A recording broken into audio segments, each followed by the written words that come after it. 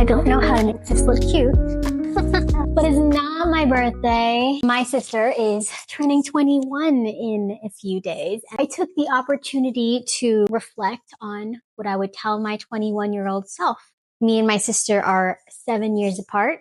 Do the math and you'll know how old I am. I thought of 7 things that I would tell my 21-year-old self. This is mostly a reflection for me, and if this resonates with you at all, amazing. I remember feeling like such an adult when I was 21. What I'd say to my 21-year-old self: you are going to abuse your body, from what you do for work and what you do for fun and everything in between. Eventually, you'll get around to prioritizing self-care and self-love. You could probably start going to weekly therapy sooner than later, and to the chiropractor and spinal specialists.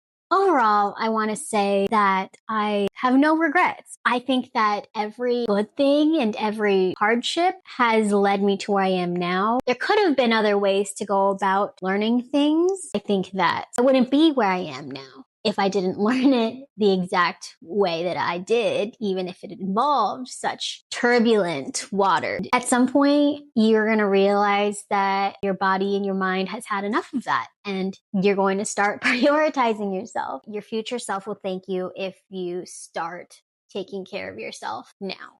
Second point, let others help you. You love giving, you love helping, but look inward as well at what you need. Learn to receive and understand that you are worth that. Why do you have a hard time receiving things from other people? Maybe sometimes you're acting out of old patterns. Whether you notice or want to admit it or not, you are afraid to lose control and afraid to lose your independence and afraid to lose your freedom. You are not the same person you were when you were living under your parents' roof, so you don't need to act like you still are. Basically, growing up, you did not want to accept any help from your parents because you didn't want to fit their mold or be a certain way, fit their standards that you didn't agree with in exchange for receiving any help from them. That is such adolescent teenage energy, so you need to get over it.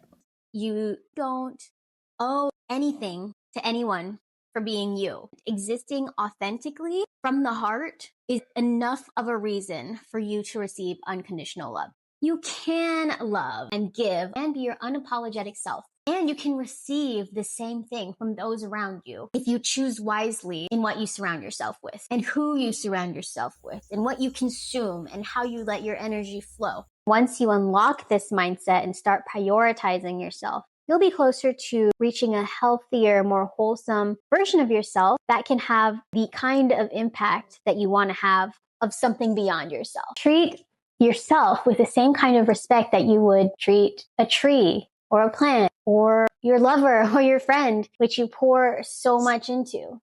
What else would I tell my 21-year-old self? You'll survive the heartbreak. You'll feel like you can't and won't, but you will. Love is not lost. It's only transformed. It changes forms. You might feel like you have lost a part of you, you have lost a person. In reality, they live on in yourself and the way that you are forever changed because of your experience or relationship with whomever or whatever it is that you feel like has been taken away from you. Feel your feelings fully. Continue learning from them. Put it on paper, type it out, record it, get it down somewhere, anywhere. Everywhere. You'll always feel better because of it. Trust your resilience and capability to bounce back a better version of yourself.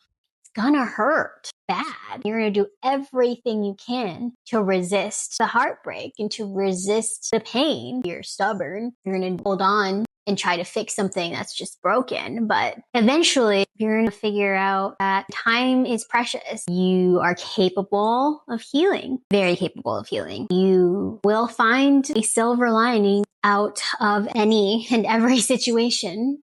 Put energy into the things that make you feel light and empowered and whole and grateful. That will get you through it. When you are in a state of pain and suffering and sadness and depression and heartbreak, don't fight so hard to get out of it so quickly. Listen to what your body and your mind and your heart are saying so that you can really see the truth behind the situation and how you can take the situation and transform it into something beautiful. Learning things the hard way is your stubborn approach to life over the next several years. Have an exit plan, have a plan B, try to educate yourself before you do things, ask questions, basic questions like, oh, what drug is this? Before you actually take it.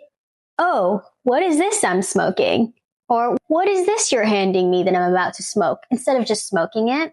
I know it's silly. It's silly. It's silly. But you're silly, so you need to hear these things. The motto shouldn't be, don't do drugs.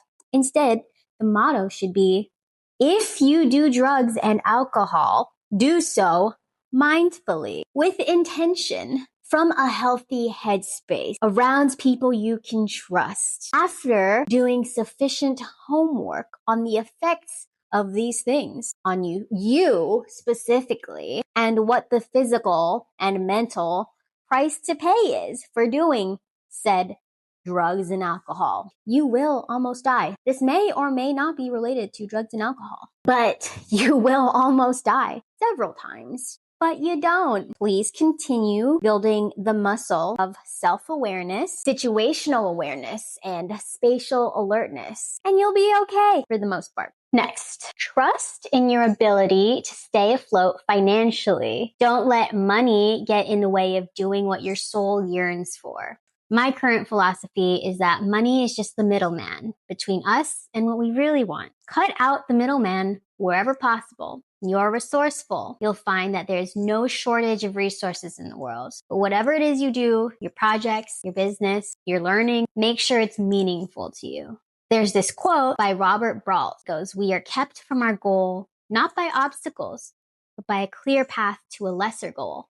So there are all these distractions. I think for me in my earlier 20s, the lesser goal was to just make money. That's what I felt like I needed to do. Yes, it is helpful to have money, but it definitely took me away from my larger passions. Once I started focusing less on making a little more money and actually doing what I loved, even though I was a little insecure financially, I feel so much better about myself and what I'm doing with my life instead of just showing up to a job I feel like I need to do to pay the bills. There are also so many alternative ways of living that cut out money, greed, and power and all that. Keep educating yourself on the different ways of living in the world. If you have a vision or even an inkling, if it's strong, definitely explore that further. Make it a priority instead of getting rich quick type of things.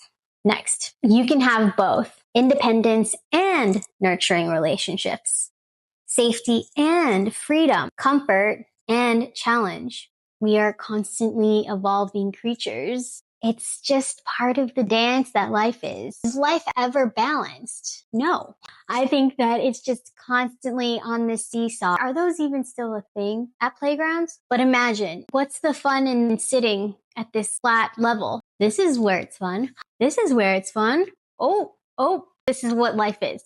Eventually, you'll swing back to the other side and get some of that comfort. Then you'll swim back to the other side and get some of that challenge. Naturally, you can reinvent yourself over and over and over again. Commit to the person you want to be the same way you commit to your relationships, break patterns, and do the rewiring you need to do in areas that aren't contributing to your highest self. Eventually, you'll stop letting external forces have such a paralyzing effect on you. So just do it. Get that haircut. Quit that job. Start a band. Learn how to play the drums. Post whatever you want to post, no matter how cringy your sister tells you it is. Move cities and leave everything behind. It might be weird and awkward and confusing, sometimes scary, but it can also be so rewarding. As long as you follow your gut, trust your instincts. Should I do it? Should I not? You can always change your mind. You can always move again. Your hair will grow. You can always make that money back, but not the time. Those are the messages I have for my 21-year-old self. It's going to be hard. It's going to be crazy. It's going to be traumatizing, but so eye-opening. You're going to learn a lot. You're going to broaden your perspectives. At the end of it, you're going to feel ready for your 30s, I think. Are you ever ready, really? No, maybe. But instead of thinking so much, just do. Just do it. Much love. Thanks so much for watching. And have a beautiful, beautiful day, week, month, year. Till the next video, guys.